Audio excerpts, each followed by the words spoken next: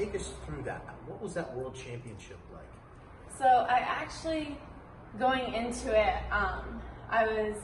they had built up this opponent like so much, and she had like 17 fights. And at this point, I'd had a lot of boxing experience, but I was only 3-0 as a boxer, or as a kickboxer.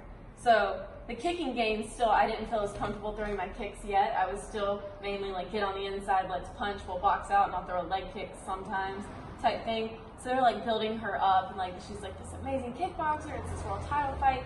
So in my head, I'm like freaking out this entire time, like my nerves are getting to me. And then Mr. T, like literally, he was wrapping my hands. He looked at me in the eyes. He's like, you know you're gonna win this fight, right? And I was like, yeah, I know. And he's like, no, like you know you're gonna win, right? And I was like, okay, yeah. And so like as soon as I stepped in the ring, it's like everything was calm. Everything around me just died. It was just me and her in there, and it was awesome. And I ended up. It was a very clear decision. I think one of the rounds was actually like a 10-6 round. So you dominated that fight, and it was almost like they were running from you. You haven't had anyone contend for that. Yeah, I have not. Mm-mm. So before we get into that, that kind of brings us to the next segue in your combat sports career. Before we get to that, you experienced a little bit of the seedier side of combat sports, something you shared with me. You had a kickboxing fight that was scheduled, and you had never trained in or competed in Muay Thai. And the night of the fight, they switched it to a Muay Thai fight? So I actually, I held the international title. So I was the 135 international champ, right? And this was my first title defense after I won the title.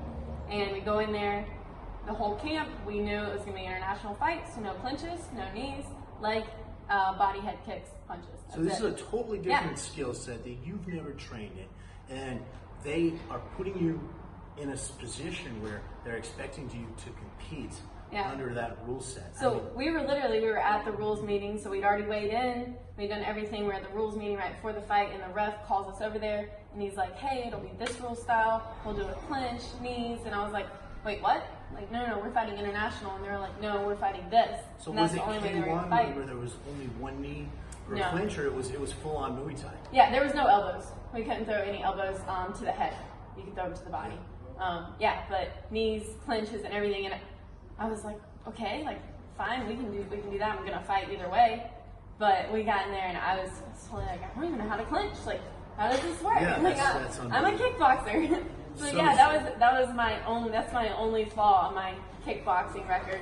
But so technically I'm 11-1 because of that fight. That should be a no contest, because that's seedy, and you see that with certain fight promotions, that seedier underbelly.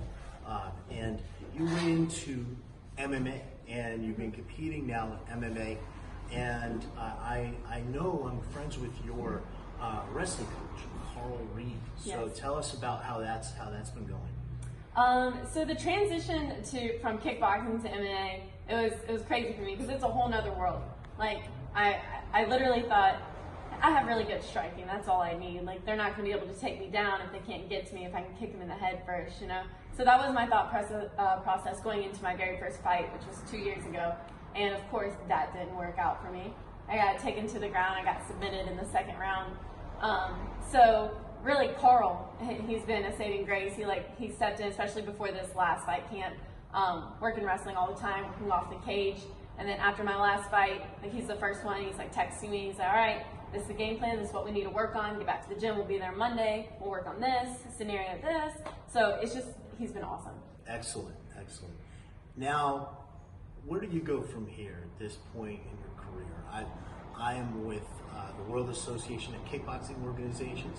We are the only organization that's recognized internationally by the International Olympic Committee.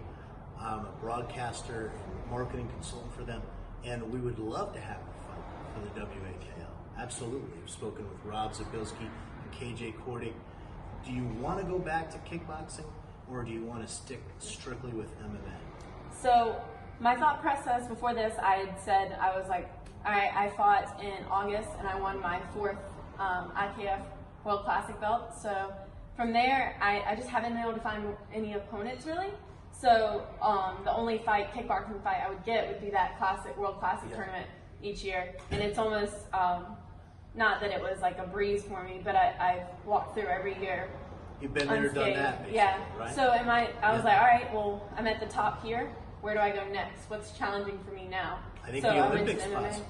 See that? Yeah, Dream and come I true. want to let people know that there's a very good chance, there's no announcement that's been made yet, but there's an extremely good chance that kickboxing is going to be added to the next Olympic Games.